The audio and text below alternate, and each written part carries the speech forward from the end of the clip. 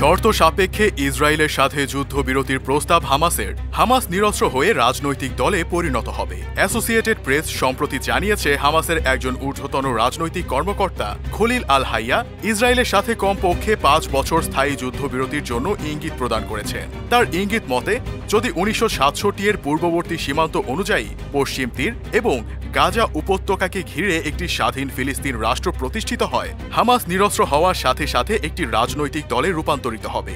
আল হাইয়া উল্লেখ করেন, হামাস এই শর্তগুলির অধীনে তাদের সামরিক শাখাকে বিলুপ্ত ঘোষণা করবে এবং গাজা ও পশ্চিম তীরের জন্য একটি ঐক্যবদ্ধ সরকার গঠনের জন্য প্যালেস্টাইন লিবারেশন অর্গানাইজেশনে যোগ দেবে।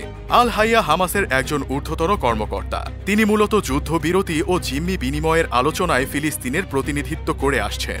তবে ফিলিস্তিনি কর্তৃপক্ষ হামাসের এই মন্তব্যের তাৎক্ষণিক কোনো প্রতিক্রিয়া দেয়নি। ইসরায়েল এবং হামাসের মধ্যে প্রায় 7 মাস ধরে যুদ্ধ চলমান রয়েছে।